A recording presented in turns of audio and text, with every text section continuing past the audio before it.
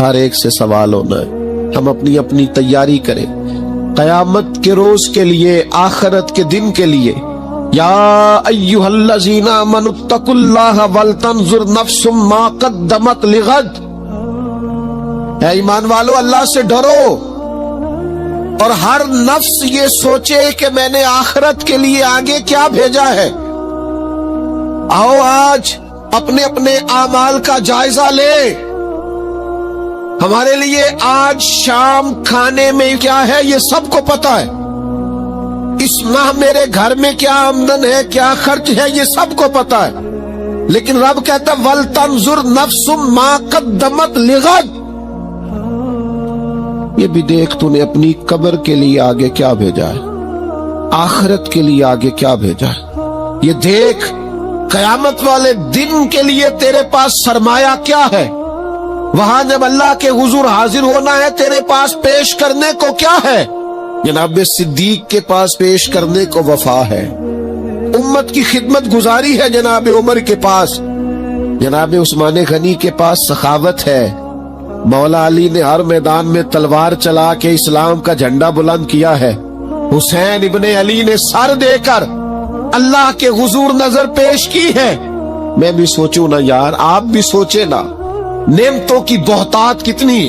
ہماری بھری ہوئی تجوریاں، ہمارے آنگن میں کھیلتی ہماری اولادیں، ہمارے ارد گرد ہمارے دوستوں کی لائنیں، ہمارے دسترخوان پر بچھی ہوئی نعمتیں، ہمارا تندرست وجود، ہماری بولتی زبان، ہماری دیکھتی آنکھیں، ہمارے سنتے کان، ہماری سانس لیتی روح. کس سارے وجود سے ہم نے کیا اکٹھا کر کے اپنی آخرت کے لیے بھیجا ہے. صبح قیامت کے لیے ہم نے سامان کیا کیا ہے. اللہ کے حضور جب ہمیں جواب دینا ہے تو ہمارے دامن میں کیا ہے، کیا پیش کرنا ہے. آج اپنے دل سے، اپنی روح سے یہ سوال ہمیں ضرور کرنا ہے. کبھی اندھے سے مل کے دیکھے نا، کبھی بہرے سے بات کر کے دیکھے نا. رب فرمائے گا کیا میں نے تیرے لیے کان اور آنکھیں نہ بنائی تھی. اللہ فرمائے گا کیا میں نے تیرے لیے جانوروں کو، کھیتوں کو مسخر نہیں کیا تھا. ہر جانور پر تو سواری کرتا ہے، جانوروں کے گوشت کھاتا ہے، جانوروں کا دودھ پیتا ہے، کھیت کے اندر ہل چلاتا ہے، اناج ہے، پھل ہے، سبزیاں ہیں. وَالَّذِي خَلَقَ لَكُم مَّا فِي الْأَرْضِ جَمِيعًا. زمین میں جو کچھ ہے حضرت انسان کے لیے پیدا کیا. اللہ فرمائے گا تیرے لیے کان بنائے، آنکھیں بنائی، تیرے لیے مسخر کیا جانوروں کو، تیرے لیے مسخر کیا کھیتوں کو. پھر رب کہے گا میں نے تجھے خوشحالی دی، میں نے تجھے سرداری دی. پھر اللہ فرمائے گا یہ بتا کیا تجھے مجھ سے ملنے کا یقین نہیں تھا؟ کیا تجھے یہ خبر نہیں تھی کہ تیری رب سے بھی ملاقات ہوگی، تجھے اللہ کے حضور بھی حاضر ہونا ہے، تجھے اس کا یقین نہیں تھا؟ اور حدیث پاک کا جو آخری جملہ ہے وہ ہر دل پر دستک دیتا ہے. حضور فرماتے رب فرمائے گا میں بھی آج تجھے اسی طرح ہی فراموش کر دوں گا جس طرح تو نے مجھے بھلا دیا تھا. جا، تو نے اگر مجھے بھلا دیا تھا آج میں نے بھی تجھے فراموش کیا. دعا کرو ہمارے ساتھ یہ سلوک نہ ہو. ہم تو مالک کے کرم کی امید پر ہی قبر میں جائیں گے، اس کی رحمت کی امید پر ہی میدان محشر میں کھڑے ہوں گے. باقی پتہ سارا ہے سردار نو کیتیاں دا، ایدہ پردہ پایا ہی تیرا پلا ہوسی. خبر تو ساری ہے، پتہ تو سارا ہے، علم تو سارا ہے. سب سے زیادہ ہم جانتے ہیں کہاں کہاں نافرمانی ہوئی. یاد رکھنا اس کے حضور کھڑے ہونا ہے، اللہ کے حضور جواب دینا ہے. اگر ظلم کیا ہے ملازم پر تو جواب پھر بھی دینا ہے، ظلم کیا ہے گاہک پر تو جواب پھر بھی دینا ہے، اگر ظلم کیا ہے پڑوسی پر تو جواب پھر بھی دینا ہے. فَوَرَبِّكَ لَنَسْأَلَنَّهُمْ أَجْمَعِينَ. محبوب تیرے رب کی قسم، اپنے لفظوں میں بات کروں، اللہ کہتے ہیں محبوب میں تیرے رب دی قسم میں انہوں پوچھ لینا ہے، پوچھ لینا میں نے ان سے سوال کرنا. اما کانوا یعملون، جو یہ عمل کرتے تھے پوچھوں گا، سوال کروں گا. میرے نبی پاک صلی اللہ تعالی علیہ وسلم کے غلاموں، अगर जुल्म किया है बीवी पर, हिसाब फिर भी देना है। अगर विरासत की तकसीम पर ज्यादती की है बहन भाइयों से, हिसाब फिर भी देना है। अगर तरबियत ठीक नहीं की अपने बच्चों की, तो हिसाब फिर भी। तुम सरबराह थे इदारे के, तुम्हारे पास अमानतें आती थी, बच्चे पढ़ते थे, मजमू के मजमे तुमसे अकीदतें रखते थे, लोग तुम्हें नेक समझते थे, हाथ चूमते थे, फूल फेंकते थे। तुमने बड़ी इज्जतें समेटी, तुमने खुशहालियां और सरदारियां समेटी। फवारब्बी का लनसअलन्ना, तुम्हें हिसाब देना है। आज बड़े बड़े लोग हिसाब के डर से कांप गए। बगदाद के शेख अब्दुल कादिर जिलानी हरम मक्का में सर सजदे में रख के कहने लगे, मेहरबानी करना, मुझसे हिसाब न लेना। ख्वाजा हसन बसरी कहते हैं, मैं हरम में था, अपने हुजरे में था, किसी के चीखने की आवाज आई, या अल्लाह माफ कर दे, या अल्लाह माफ कर दे, हिसाब वाले दिन मेरे ऊपर नरमी करना। फरमाते, मैंने कहा कोई गुनाहगार आहोजारी कर रहा है, मैं जाके तसल्ली देता हूं। और जब मैंने जाके चेहरा देखा, फरमाते कलेजा फट गया, वजूद कांप गया, और मैं उस दुआ करने वाले के कदमों से लग गया। लोगों, तुम्हें पता है वो कौन था जो दुहाई दे रहा था कि मालिक हिसाब न लेना? वो हुसैन का करबला में तन्हा बच जाने वाले साहिबजादे इमाम ज़ैनुल आबिदीन थे। वो शेर खुदा का पोता, फातिमा का जिगर पारा, तालीम उम्मत के लिए हरम मक्का में अल्लाह के हुजूर आहुजारियां करता है। मालिक वलिमन खाफ मकाम रब्बिही जन्नतान, अल्लाह कहता है जो मेरे सामने खड़े होने से डरेगा मैं 2 जन्नतें दूंगा। इमाम ज़ैनुल आबिदीन हरम मक्का में कहते हैं, मालिक हिसाब न लेना, मेहरबानी करना, पर्दे रखना। ज़ैनुल आबिदीन, आपका तो पल्लू पकड़ के सारी उम्मत जन्नत में जाएगी, आपके तो कदमों से लग लग के हमारे बाप हमारे दादा जन्नत में जाएंगे। आपकी दादी सैयदा पाक के आंचल में छुप के तो हमारी बेटियां पनाह मांगेंगी, हमारी माएं उनके कदमों से लगेंगी, तो जन्नत के रास्ते खुलेंगे। उम्मत को तालीम देते हैं, डरो ना, अपनी जिंदगी सवारो ना, अपने शब रोज पर तवज्जो करो, बदल न जाए यार। अब कुछ अपनी आखिरत का तसव्वुर न बनाए, कुछ अपने रब से माफी न मांगे, कयामत में हिसाब देना। वो मेरे भाई, जब हजरत शेख अबुल हसन एक दरवेश थे मिस्र में, हर रोज दुआ मांगते थे, या अल्लाह ताजर की उन 2 बीवियों पे रहम फरमा, या अल्लाह उस ताजर की 2 बीवियों पे रहम फरमा। लोगों ने कहा, हुजूर ये क्या मामला हुआ? फरमाने लगे, यहाँ मिस्र में एक ताजर रहता था, उसे अक्सर और बेशतर तिजारत की गरज से मुल्क के शाम जाना पड़ता, तो उसने सोचा वहां निकाह ना कर लूं। उसने वहां निकाह कर लिया, मालदार था, वहां एक बीवी रख ली, मकान रख लिया।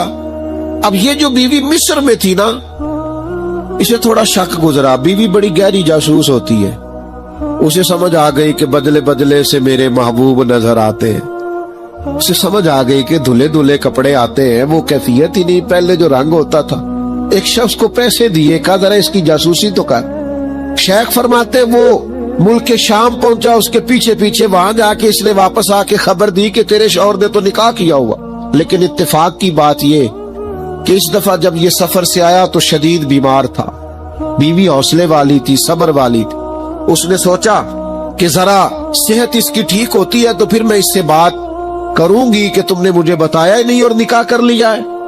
लेकिन उसकी तबीयत ठीक ना हुई, वो ज्यादा बीमार हुआ, हत्ता के इंतकाल कर गया। औलाद कोई नहीं थी। उस बीवी ने इद्दत गुजारी और फिर जितनी जायदाद थी उसका वो हिस्सा जो दूसरी बीवी का बनता था वो सारा ऊंटों पे रखा और मिस्र से लेकर शाम पहुंची अपने भाइयों और अजीजों के साथ। और उसे जाके कहने लगी, जमाना तो नहीं जानता पर मैं तो जानती हूं ना, अल्लाह को जवाब देना है। उसकी तू भी बीवी है, जितनी मैं हकदार हूं तू भी हकदार है, लिहाजा ये हिस्सा तेरा रख ले। वो कहने लगी मेरी बहन अल्लाह तुझे जजा दे, जिस रब को तूने कयामत में हिसाब देना मैंने भी उसे ही देना है। मेरा शौहर यकीनन मेरा शौहर था, मेरा उससे निकाह हुआ था, पर इस दफा जब वो आया तो शदीद बीमार था। कहने लगा शायद मैं बच न सकूं। वो एक मकान मुझे दे गया, कुछ मुझे मेरा हिस्सा दे गया और मुझे तलाक दे गया। कहने लगा कि तू जहां चाहे निकाह कर लेना, मेरी सेहत मुझे लगता है कि अब वक्त जाने का आ गया। कहने लगी बहन चूंकि मुझे तलाक हो गई थी, अब मैं इसमें से हिस्सेदार। शेख फरमाते गवाह दोनों के पास कोई नहीं था, पर दोनों अल्लाह को जवाब देना चाहती थी। इस तकवे का मुजाहरा किया। फरमाते मेरा दिल करता है जब भी नमाज पढ़ता हूँ ताजर की दोनों बीवियों के लिए दुआ करता हूँ। फवा रब्बिका लनसअलन्नहुम अजमाइन, महबूब तेरे रब की कसम कयामत में मैं इनसे हिसाब लूंगा। ये जो आखिरत का तसव्वुर है ना, हजरत अबू ज़र गिफारी रदी अल्लाह तआला अन्हु ने अपने गुलाम से कहा जो बेहतरीन ऊंट है वो अल्लाह के रस्ते में खर्च कर दो, खैरात कर दो, बेहतरीन। शाम को सैयदना अबू ज़र गिफारी रदी अल्लाह तआला अन्हु तशरीफ लाए तो वो जिस ऊंट के बारे में आप इशारा करके गए थे खर्च कर देना, अल्लाह के रस्ते में दे देना, वो बंधा हुआ है और उससे जो दूसरे नंबर का कम, उससे जो कम कीमत का था, बाकी सब में बेहतर लेकिन इससे कम कीमत का वो ऊंट आपके गुलाम ने अल्लाह के रस्ते में खर्च कर दिया, खैरात कर दिया। तो आप फरमाने लगे यार मैंने तुम्हें कहा था ये ऊंट देना। वो कहने लगा हुजूर ये तो आपकी सवारी का ऊंट है ना, तो मैंने चाहा था जो आपकी सवारी का ऊंट है वो रख लिया जाए। तो सैयदना अबू ज़र गिफारी रदी अल्लाह तआला अन्हु फरमाने लगे मैं सवारी के लिए तो तुझे कह रहा था खर्च कर दे, पर दुनिया की सवारी के लिए नहीं, आखिरत की सवारी के लिए। वो जो कयामत में अल्लाह के हुजूर पेश होना है तो मैंने कुछ भेजा हुआ तो हो, वहां मेरे पास कोई खजाना तो हो, आखिरत की जमा पूंजी तो हो, कोई हो ना मेरे पास जो मैंने आखिरत के लिए। नाराज ना होना, बहुत सारे मामलात में हम औलाद से नहीं मशवरा करते, नहीं घर वालों से पूछते, अल्लाह के रास्ते में खर्च करते हुए क्यों कहते हो मशवरा करके बताऊंगा, बात करके बताऊंगा। जब अपने दुनियावी बहुत सारे मामलात में आजाद होते हो तो अपनी आखिरत का जखीरा जमा करने के लिए क्यों हम आजादी के साथ फैसला क्यों नहीं करते। नबी रहमत नूर मुजस्सम शफी मुअज्जम सल्लल्लाहु तआला अलैहि वसल्लम घर में तशरीफ लाए। हुजूर ने पूछा क्या है खाने के लिए, अर्ज की हुजूर एक बकरी ज़िबा की थी, सारी बांट दी है, एक दस्ती बची है, एक टांग की दस्ती का कुछ हिस्सा बचा है। हुजूर ने फरमाया नहीं, जो तुमने बांट दिया है वो सारा ही बच गया है। क्यों? वो आखिरत के लिए जमा हो गया, वो सारा बच गया। ये जो तुमने कहा है ना ये बची है, ये नहीं बची, बचा तो वो सारा है जो राह खुदा में बांट दिया गया। मेरे अजीजों इतना बड़ा मजमा है, हजारों की तादाद में आप लोग तशरीफ लाए हैं। मैं आजिज आदमी, आप सबसे ज्यादा गुनाहगार, सिर्फ एक पैगाम देना चाहता हूँ, अल्लाह के सामने हमने खड़े होना है, अपनी आखिरत की तैयारी करें। मैं भी आज नए सिरे से अपनी जिंदगी पर गौर करूंगा, आप भी नए सिरे से अपनी जिंदगी पर गौर करें।